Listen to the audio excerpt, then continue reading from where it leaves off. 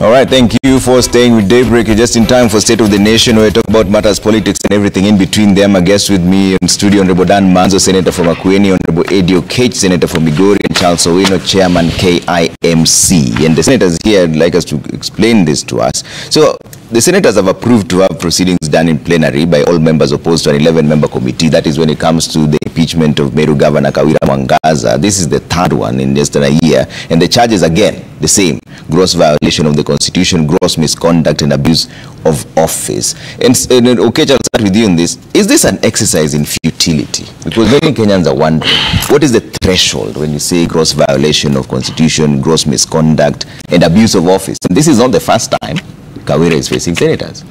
Thank you, Trevor. I think that, when the Senate sits, the Constitution requires that we sit in the context of Article 125 of the Constitution, whereby we are like the High Court of Kenya. So to the extent that this issue of Kawira Mwangaza, we are starting the hearings next week, I will be very cautious to go to the merit and demerits of this particular case that has come before us on Honorable Kawira Mwangaza, because that would be basically sub judice.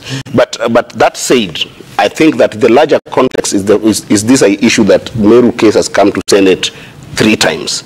And in the last 2 hearings that we had, we went through the merit and demerits of what was brought before the Senate. The first one, we did it through a committee, and then the second one, we did it through a plenary. And I had actually the advantage that I was in the committee that first, looked into those cases, and then, of course, in the plenary, I was also involved, to the extent that the substantive issues that we found were more about the tussle that were in Meru. Then I hope that they're not now, but I'm speaking to the last 2, that the context of the political,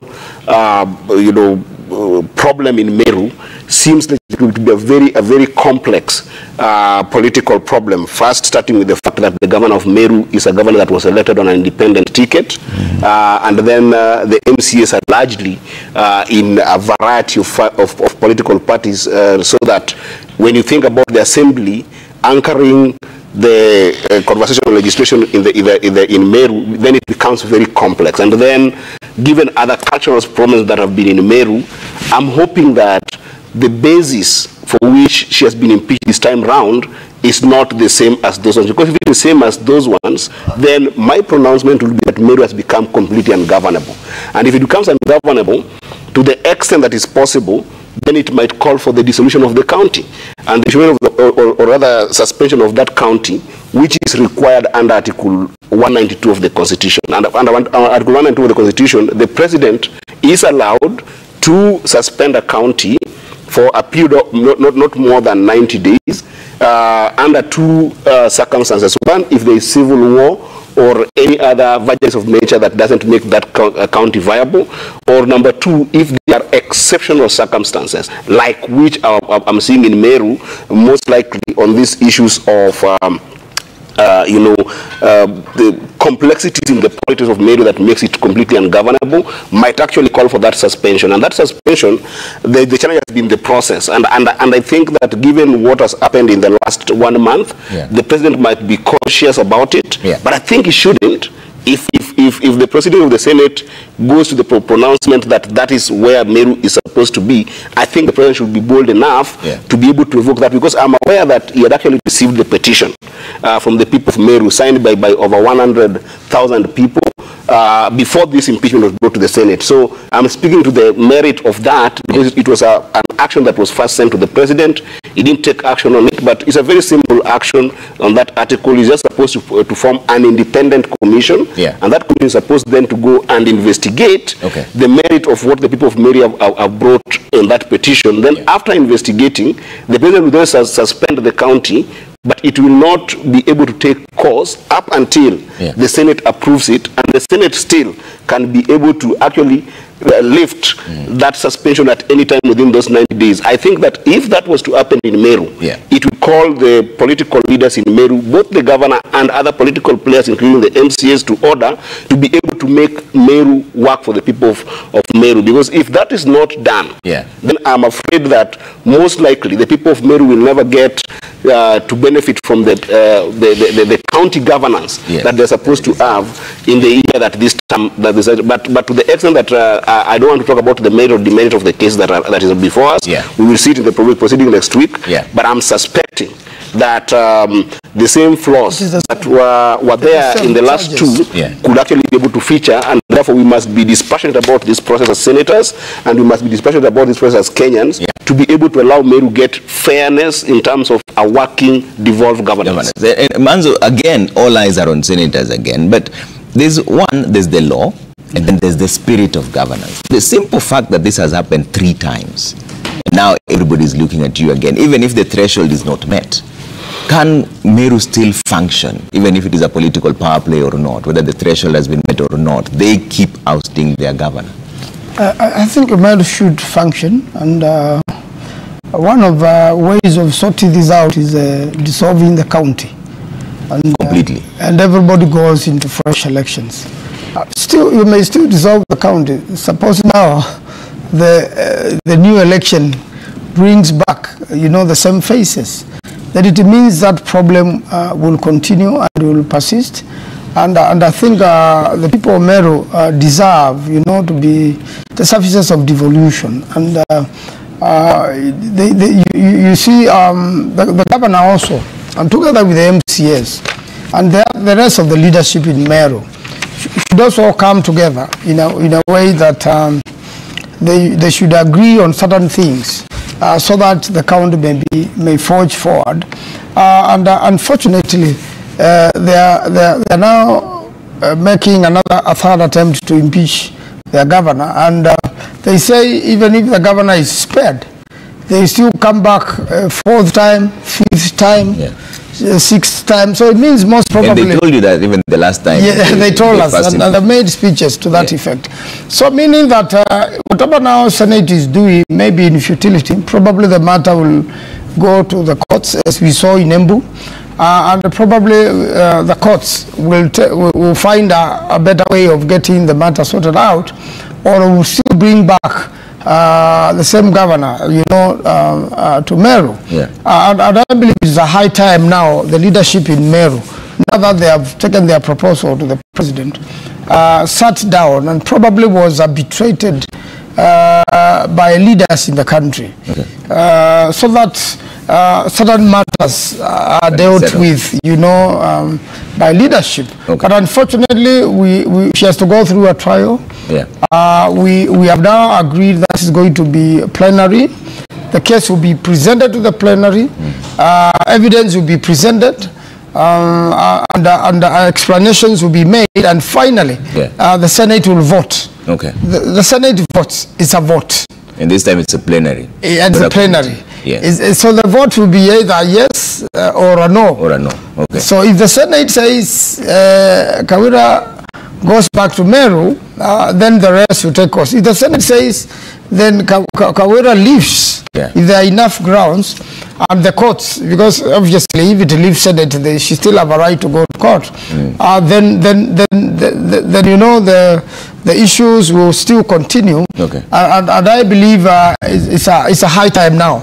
Everybody in Meru relaxed and found a solution into this problem. Otherwise, it's really a tough problem.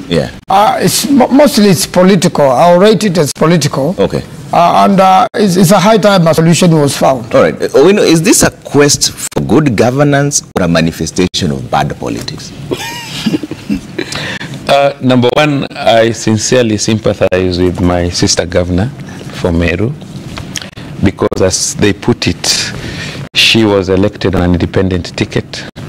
Worse so, the person he beat now does not have a job. It may be worse for her, because the person he beat may be praying that let the lady be impeached or let the county government be dissolved. But you see, now we don't even have the Independent Electoral Commission.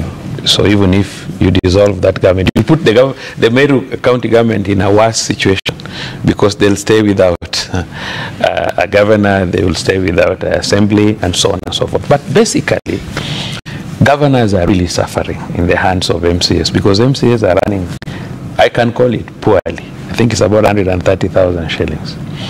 And if you go especially to my village, our MCAs are sick because they cannot even live at home.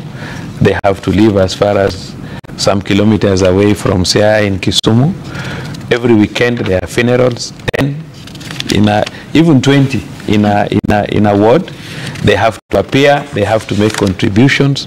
So you find MCAs are putting governors on the toes. I remember our governor recently had to spend a lot of money, ferry MCAs all the way to Mombasa, and look at that money. And we have children who are not able to be assisted, and so many. So devolution is basically in a lot of trouble, and governors are suffering. But I think for this case, the Senate will have to reconsider the fact that we don't have even an electoral commission. So maybe the best option would be the president to make a decision if he would have a committee to investigate and see. But given that this governor is a lady, she must be protected. Just by that virtue she alone. must be protected. And given that she's an independent candidate and she's a lady, and unless there's something so adverse that she has done, maybe things involving corruption, but I know her biggest problem is because she's independent, there's no political leader. If you go to Luo Nyanza, you cannot. An MCA cannot attempt to impeach a governor. Unless the party leader is against you as the governor. No, Trevor, I want It's opinion. That is my opinion. Trevor, but it's misinformation, not an opinion. That is my opinion. You know, but it is one that must be responded to. Advocate is my friend. Advocate don't answer everything. No, this one. To the Joanna. What I'm saying is, in short, we were talking about Meru. Yes. My humble request is the Senate will have to consider the fact that we don't have an electoral commission currently sitting, and people of Meru must be served equally. This is a lady who won on an independent ticket. There is need to protect her, so that we don't set bad precedents. The people who are interested in Meru may have to wait a little bit, but all the same, it is their choice, it is their region. But I have a feeling that, but don't give Okech opportunity. No, Trevor, I just want some clarification. It's not about political. And yes. We come from the same region. Are you scared of that fact? No, I'm not scared. I'm not scared. Yeah. You know, but Okech knows what he did. Okech, after Mimi, no, even me, I'll do what you did. No. What I wanted to tell Charles, number one, is that we need to actually go to the ideas of the Constitution. There isn't a problem of suspending Meru County that then will disservice the people of Meru. Because if you read Article 1 and 2 of the Constitution, Charles, yes, it says that the president cannot just suspend the county without, number one, from the commission to be able to do that inquiry and be able to establish the facts as they are on the ground. And then number two, that commission, even after the presidential pronouncement on it, the Senate must then approve it. But then in that article, the Senate is given the power to lift that suspension at any given time. That means that if Meru people decide and their leaders sit down and decide to do the right things and be able to engage at the right time, then maybe we don't need to get to an election process that then in 90 days the election must be carried out. So the constitutional provisions are so clear to the extent that there is no any disservice to the people of Meru. And I have to make it very clear because people have been using that as a way to scare the idea of justice to coming to Meru, if that is the only path that then is found. But on the other side also, I want to tell my brother Charles that the Senate that I know is extremely dispassionate on the issues of accountability and Chapter 10 of the Constitution. That to the extent that if the issues that are brought before the Senate are indeed genuine, right, and I have to make that clear, the Senate will not excuse the governor of Meru on the basis of being a woman. That is not the threshold that the Senate will have. The threshold would be the articulation of suspension or rather the removal of a governor as articulated by the Constitution on the basis of merit of the issues that are being brought. If there are issues of corruption and there are issues that are touching on integrity and issues that are touching to wastage of public resources or any other issues that is unconstitutional, I can assure you that the Senate will take action and impeach, because the Senate is the only institution, by the way, that has held the governors accountable. Not even EACC has held any other public officer accountable as the Senate has. The Senate has done 5 impeachments in the history that are rightfully so. And to the extent that that my brother Charles even indicated that in the region where I come from, this has not happened, we have seen it happening. In Nyanza, we have seen a deputy governor impeached. We have seen a deputy governor also being in Senate. It's not, the Senate is not operating on a function of the political leadership of a region, whether it is Rift Valley or Nyanza or otherwise, where my friend, Honorable Maanzo comes from. That's not how the Senate has operated, and I want to make sure that people understand that the Senate holds the highest standards of understanding of these issues, and it's not based on any prejudice whatsoever, whether it's gender, race, or otherwise political interest. That has to be very clear by brother. But Maanzo, as the Senate, you're supposed to oversight and also make sure devolution works. But with this kind of system, does it really work?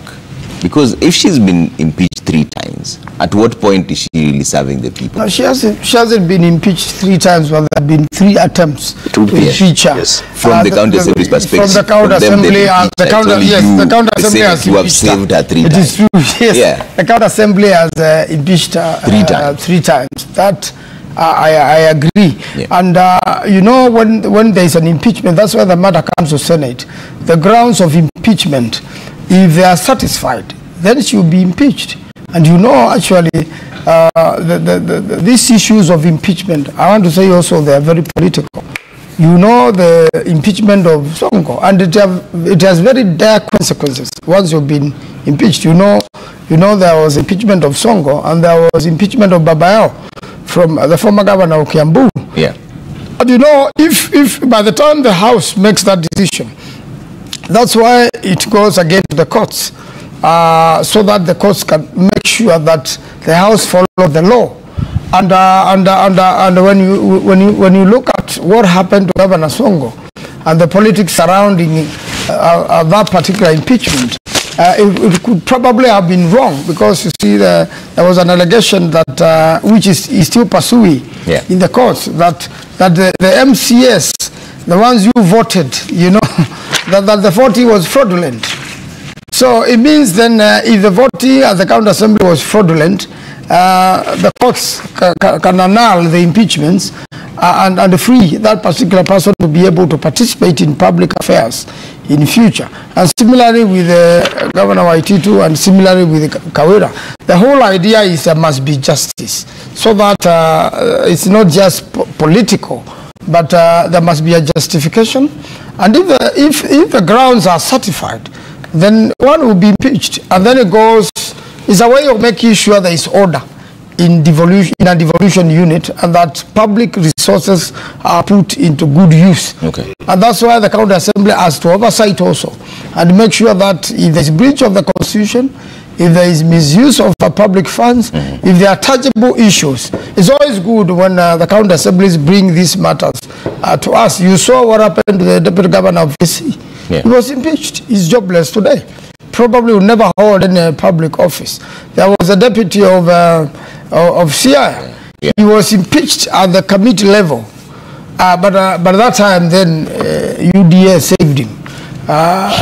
Those days, the floor of the House can save somebody. So we want to see what will happen in the Kawira case, because it is before us. There is no need for us to go into the merits. It will be prejudicial. We are going to do our level best for justice to be found for Meru. I want to shift gears now and talk about something that it's almost related, because it's on the front page of the Standard. Salaries crisis hitting varsities and counties. We're talking about counties here. But first, just coming from this perspective as someone who's been to the university as well, is this system of funding working? Let's stay there first of all, because there's a lot of issues when it comes to university funding. The president yesterday in Kisii said that we will make sure that everybody gets funding, but we know there's a 42 billion shilling deficit. Is that system going to work, this new funding structure for universities? First of all, it is important for the public to understand what the new funding program means. It's different from the previous funding, the old funding system, where almost everyone was given same amount of money. And you remember in the new funding system, this group that is joining university, the university sent letters. And in those letters, they were giving out the fee. Like, for example, you find somebody going to do medicine, you get a letter university indicating that you are going to pay 700,000. Some people to pay 250,000, and parents really got scared.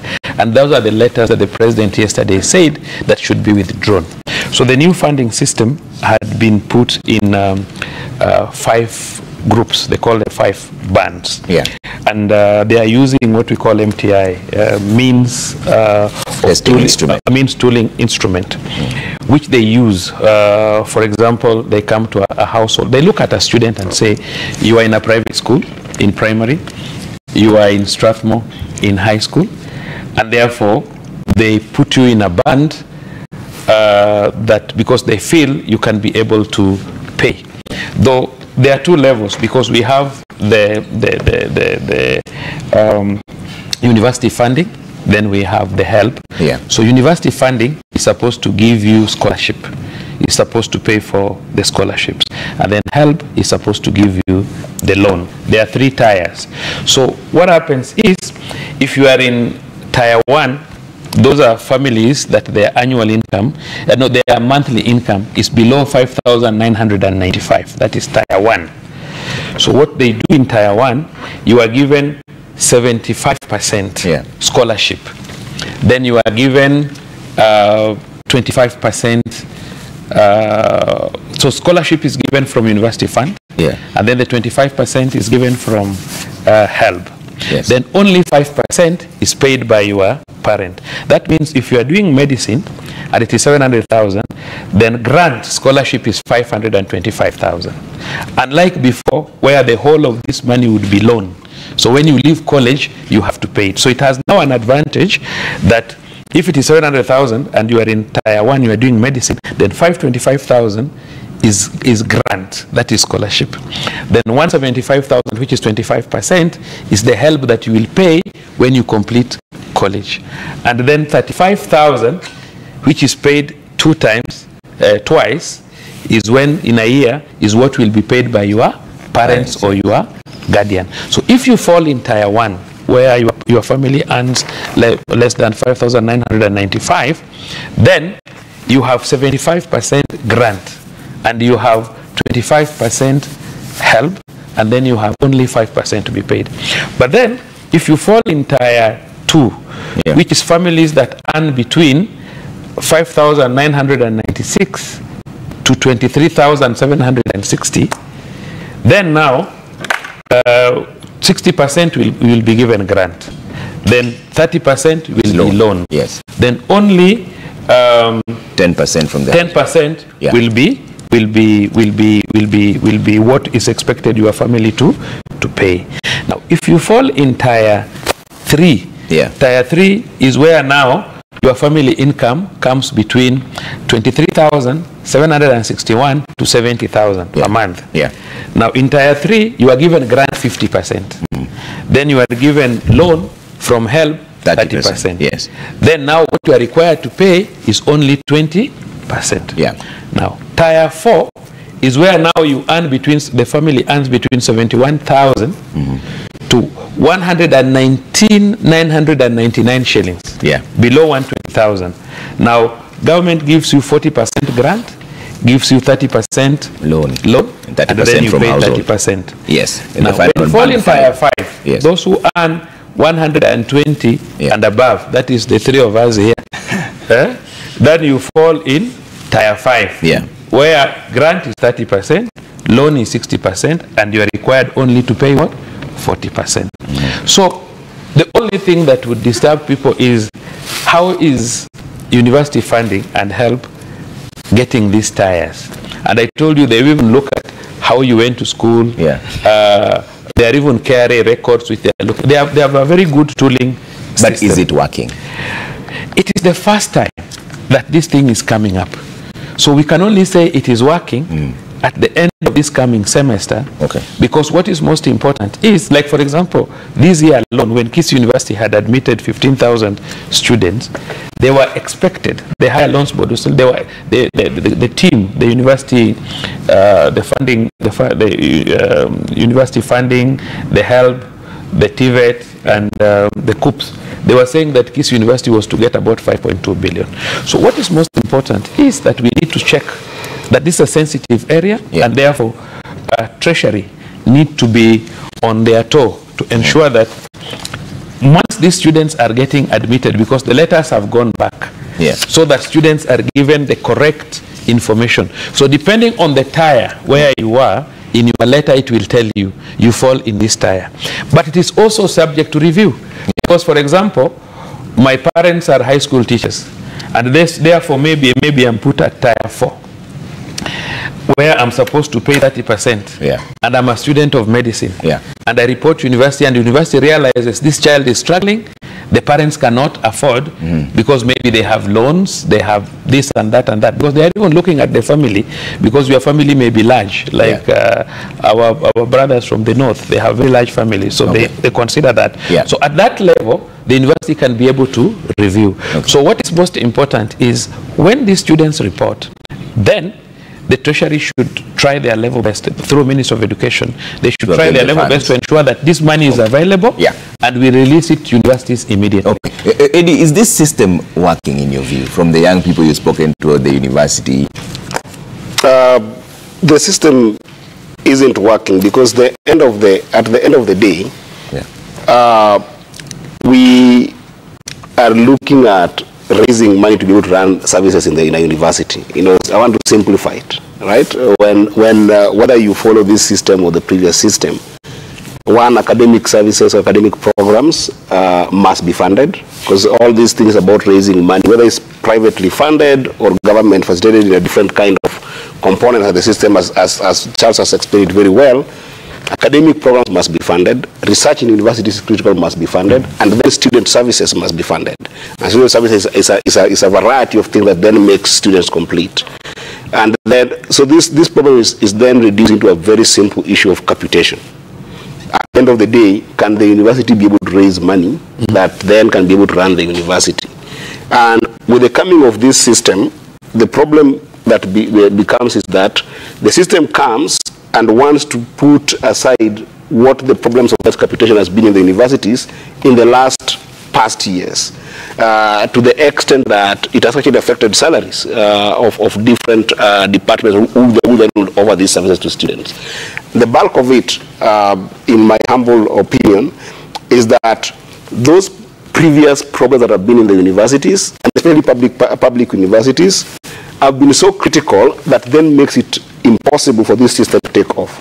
Just the same way you look at the issue of CBC, it cannot take off without you dealing with the previous problems of the primary school education, including building of resources that are enough to make the SSCs work. So in the universities alone, I think there is something in the National Assembly that there is a probe in the National Assembly that was put in place to make sure that the financial health of universities, particularly public universities and higher education institutions in Kenya, is properly interrogated. Because if that one is not interrogated and then is dealt with in the past, then it will be a problem. Because universities don't exist in a silo. They exist in a place where those academic services, the research services, as well as student services, must be able to interact with other parts of the society. So for instance, if in the public universities alone, we have got a computation gap that has then impacted different staff in the last few years to up to 75 billion, that's already a big problem. It is a problem because if you look at lecturers who have got tenure in those universities, if their payments have been delayed, then part-time lecturers' payments have been delayed. Their participation in different associations, SACCOs, for instance, deductions have been delayed. There's an impact. If their gratuities have not been paid over the years, right? And I've seen this even in most public universities, where you'll find that both staffers and key lecturers, their statutory deductions, right, over years have not been relayed to their different organizations, and then you find that at the same time they are being paid sometimes 40% to 50% of the salaries over 10 years, some places 6 years, some places 7 years. Yeah. This is a whole mess. Then is extremely impacted to the extent that even if you're putting up a new system of financing students, yeah, the impact on the other side, the supply side, which is the people who are going to offer services in the universities, if that backlog is not dealt with, then you cannot really take off that. And Manzo, are we dealing with a much bigger problem here? Are we just broke as a country? So that there's no other way of looking at it, because we have WASU here who has now said they're giving a 7-day strike notice. There's no funding. We can see here empty pockets and suffering for thousands of workers in public universities and county governments after salaries were delayed for some institutions of higher learning, warning that they would not be able to remit full pay. Instead, they want to now start paying half and half. So is it really more about the system of sponsorship and scholarships? And also the president mentioned yesterday that we're putting in 82 billion shillings in allocation for the university funding, but we know there's a 48 billion shilling deficit. So more than half of the students may not be able to even access this money anyway. So are we simply just broke as a country? Well, first and foremost, that there is total mismanagement of the whole Department of Education, in the country by technocrats in government. And, we have not used a successful template, in many other parts of the country. And there is a total mess, especially with the universities. When you owe lecturers money, you owe everybody money. The universities are bankrupt. Then they don't get funded from Treasury. It just goes round in circle year after year and making it very, very difficult for universities to function. I want to say that university education is very important for development of the country, and it gives hope, to our young people and young graduates, from this country, are very marketable even in many parts of the world. But we also want them to stay around and build our nation. So there is a big problem which must be sorted out, and part of it involves money.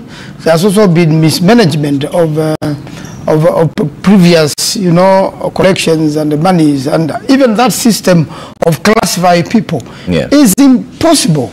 It's similarly with the chief.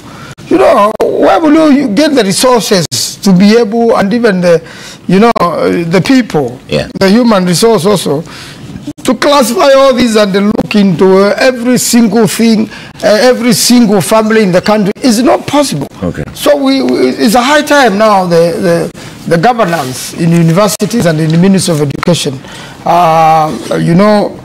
was looked at afresh. It's a very, very big problem, and we have very good brains in this country who can come up with solutions. There must also be political goodwill. And I think finally, I don't think this is going to work in the Ruto regime. Finally, we really want to agree with the Gen Zs. At some point, whether now or not, Kenyans must really prepare, because we have a serious problem of governance in the country. And it is because also some people have not participated in the governance. They have not registered themselves, they have not taken IDs, they have not registered themselves as voters, and when they are supposed to vote, they don't vote. So you vote wrong people, and then you end up in this. This final solution, Ruto and his government must go, as the Gen Zs have said, so that we have a new management in the country which can look into all these things, just like President Kibaki did. Bring the country to track. The country is lost. There is no way you are going to deal with this unless you are looking for a devolution. We must make the right decisions for everybody. There's no way you will oppress from university lecturers, oppress students, fail to make a future of education of deserving families. Because all this means that poor people in this country will never have a chance to university education, just as we did. And without university education, you have no future for many families. And therefore, that is what caused a revolution. This is a matter which the cabinet must take very seriously. And must be handled with a lot of wisdom. And the monies of the country, we collect a lot of money. It is sipped out, it is lost. We want the university and education properly funded. We have enough money. to fund our education. But unfortunately, it has been mismanaged. Charles, you're the leader of a higher institution learning. What is the lasting solution to all this? First of all, I've said that as leaders, we must talk and act responsibly. We understand that we have a problem generally. I only feel a bit lost when people think that every problem is President William Ruto. The problems we have administration. No, the problems Ruto has just been in government for 2 years. These problems have not started today. This problem of university funding, this problem of universities getting into challenges has not started today. It did start with President Ruto. So let us first of all be honest on that. I don't want to defend him on that. But what I can say is that we must act responsible. First of all, look at the history. What brought about us having many universities in the country? This came about by, there was a time when examination was properly not controlled. And you found everybody getting A, everyone passing. Then Minister Fred Matiang'i came in with his policies. And you saw suddenly people getting A's became so few when stringent measures were put into place. So universities benefited a lot from parallel university programs. People were paying, parents were willing to pay, many students were in university parallel programs, and then now suddenly all students who had C+ and above were getting admitted. So universities went dry of the parallel program that was funding most of them. That was the first challenge that universities got. Now we've gotten back to a system where everybody ought to be funded by government. This system which we are talking about, the new funding system, the only advantage I've seen majorly with it is that unlike before where all the money was loaned to you, you find a situation where somebody is getting grant 75%. Like students doing medicine who are suffering. Because you find if government has loaned you when you start working, and also now vacancies are also very few, it was quite a problem. So now you find in all this system, there is grant from 75% to the lowest 30%. Even Manzo's son would get 30% grant, then get 30% loan, then he would only pay 40%. So what I'm saying is that we need to look at our problems in the holistic nature, and their legislators. For example, we can agree because of the situation where we are, that let lecturers be paid from government universities, be paid from the central government account, the way we are paying high school teachers, that they can legislate and agree on that so that we don't get this problem. I've seen university professors, VCs suffering, where KRA comes, you have not gotten the funding from government. This was happening 2-3 years ago. You have not received funding. I think there are 2 university vice chancellors who called me. There was one for Egerton, there was one for Tuku University. They were arrested by KRA and put in custody because they had not paid tax. This tax they are required to pay, government has not sent capitation. That was 3 years, 4 years ago. It was happening. I don't know where Manzo was. So what we are saying, this thing is not about President William Ruto. It is. Even if you bring President Raila or you bring President Kalonzo, that I know they ascribe to, they are all Kenyans. The problems that we have must be solved by us. We are not saying lynch an individual. Okay. We are not lynching. Because this university, I think you are allowing. You are allowing. Goja Panza, you are a young boy. No, that must take away. It's okay. You will take it away. I'm sorry. Let me apologize. that one is. I'll apologize. What I'm saying is simple. That this university problem has not started with President William Ruto. Let us agree on that. Okay. Once we agree on that, let us look at what is the problem and how do we solve the problem. Okay. The new funding system is only starting in this coming semester in September. It has not been there before. And it's a very good system. The only problem is we should ask ourselves, do we have money? Is the Treasury ready in September to send this money to universities? Okay. That is what we should be talking about. But the system is good because it is going to give grant to each and every child compared to 100% loans that we were giving before. All right, we're running out of time, but I have to bring up. I think I'm just taking feedback, then I'll come to you. No, but okay, it's okay. You're starting with your remarks right now, so let's just take the feedback really quick, and then I'll come. come to you and you start as we wind up. Yeah, let's bring up the feedback and see what you're saying. Babu Michael says the Kawira's impeachment this time round should call for more far-reaching actions to instill discipline in Meru County. I feel the president, with the powers given to him by the constitution, should dissolve the county for fresh elections, okay? Molimu says, believe me, the police will still find a way to navigate through the recent court orders by affixing fake service numbers and number plates, using police vehicles without the names of the police stations, posting or posts, etc. We erred by changing the acronym from force to service, okay? Dancing Robot says, I cannot believe that someone is defending police brutality. Who then is going to account for all the deaths, even children shot several times? As a Kenyan, I am disappointed. Okay? Sir Nixon says, we don't need police officers who see themselves as warriors. We need police officers who see themselves as guardians and parts of the community. You can't police a community that you're not a part of. May it be so. Okay? And you say, why should the police portray Kenya as a failed state with the master identities militia style? Why is it difficult to summon or arrest without being dramatic about it? International standards dictate undercover officers identify themselves. I believe that's what you wanted to say. Let's see, Babu Michael again says, ironically, in this country, those tasked with protecting the available laws are the ones who break them, including not obeying court orders. This started from the executive and now scaling down. The law enforcers choose which law to obey and not to. Impunity. Frank says Kenya police must be accountable and stop behaving the colonial way. Today, there's no difference between police officers and the terrorists. We've seen them even go to the extent of looting shops and etc.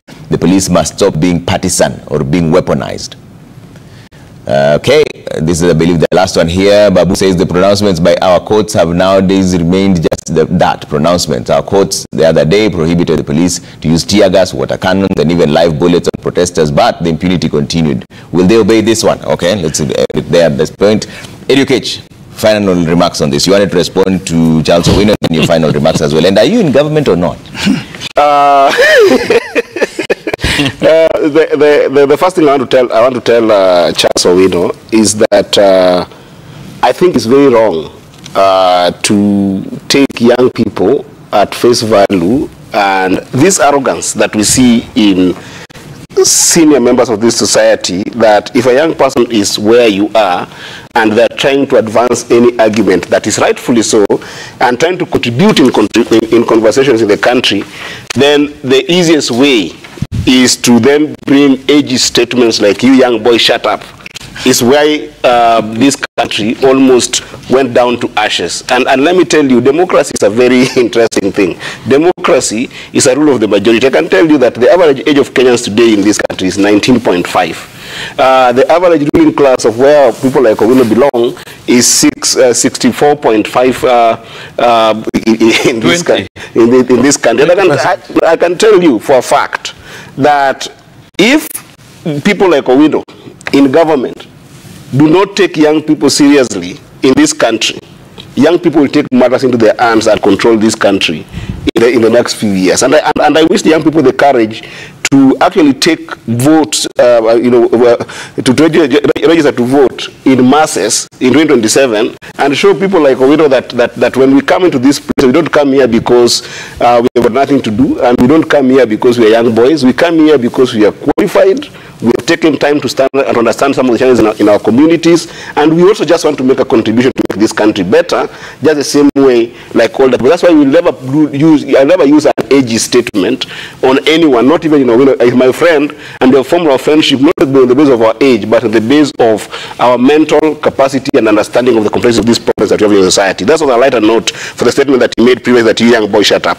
But that said, the problem of university funding in Kenya, my friend, is a larger problem of policy and larger problem of mismanagement of public resources. I've told Owino, and he's leading on this docket, that the capitation that is needed to be able to make our universities work currently is just 75 billion.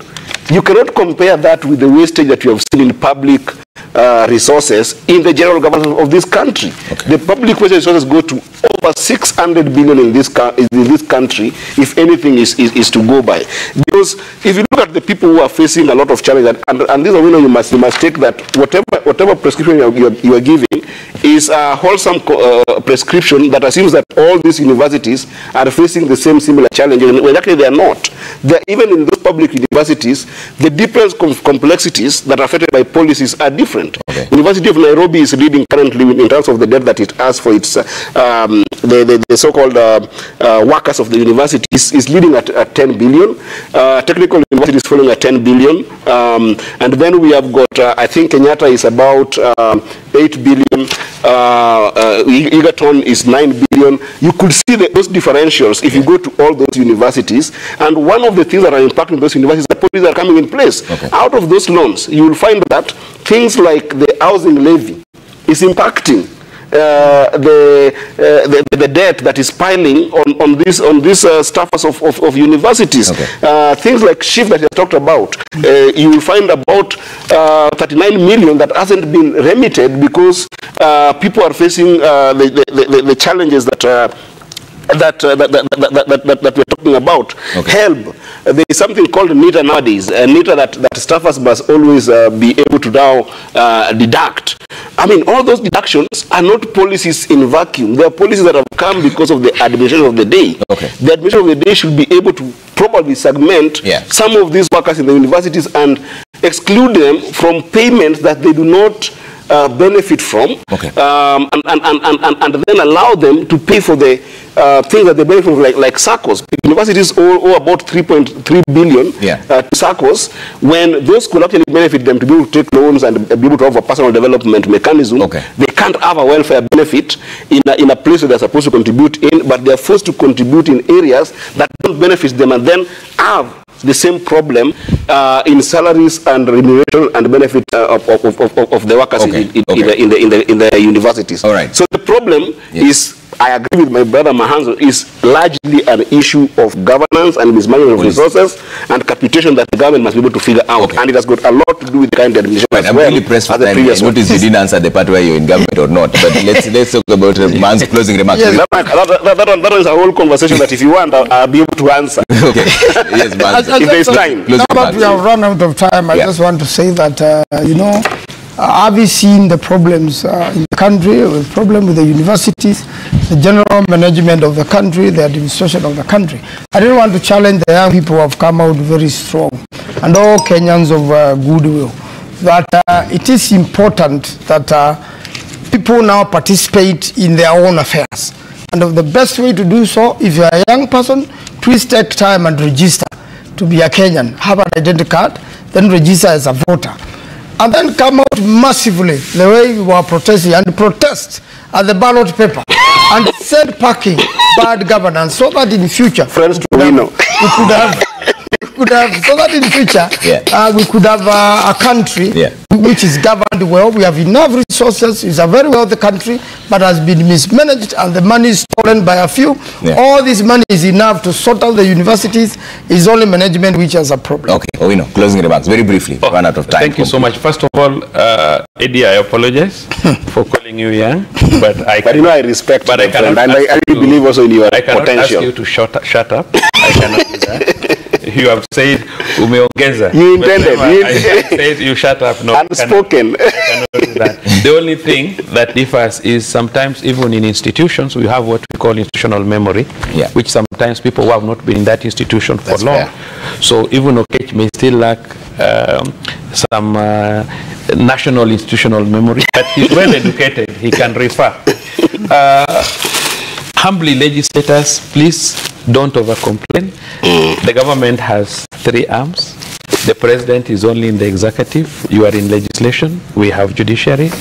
Do what you can do within your capacity in your arm of legislation. That is why you've been elected, and get solution. The solution is not Ruto must go. That is not a solution. The solution is, how do we manage our country better? How do we solve some of these problems? If it is university, how do we sit down? Because you see, when you approach people by simply attacking them and asking them to go, then you may not head anywhere. You may not be able to sit and agree in some of these things. So I would just humbly request our legislators that be sober, consider this your country, look at the best ways to dialogue. Okech now is fully in government, 100%. I know that you must. As a legislator, his party. No. Party. I know his party. I beg for 1 minute. That is a misinformation. Okech's party is still the minority. We are not in government. But they have donated. Their leader of majority, their deputy party leader, they have donated their leader of minority, their deputy party leaders, the two of them, and others to be in government. We really appreciate Okech. This is what I've always advocated for. Thank you so much. And pass my regards to Baba. Tell him he has done very well. I think that is starting a new conversation. Just 1 minute. Just 1 minute. Literally 30 seconds. Just to respond. This notion that there is opposition in this country is a wrong notion. Okay. Because Article 108 of the Constitution requires that we have got a minority in Parliament, a majority in Parliament, and the thing that Owino must be able to promote, which I've fought with him over the last 1 year, is the idea that Parliament of Kenya must play its role entirely to be able to oversight the executive, such that if there is anything that has gone in Parliament, there is no prescription that members of UDA are not in opposition and members of ODM are in opposition, or otherwise Wiper. All of us as members of Parliament must be independent in oversighting the executive without any favor. And if there is any so we are not. So you're saying that's a rubber stamp of the executive. So Parliament is a rubber stamp. That's some of them. I agree with my brother. Thank you very much. Continue oversighting government, and also thank you for donating good brains to come and support government. We are just a rubber stamp. We must have this conversation next time. So we'll talk about this next time when we come back. Senator from Makueni, Educate, Senator Migori, and Charles Owino, Chairman KIMC, and that has been State of the Nation. Coming up next is Cooking Tips. Thank you so much for watching.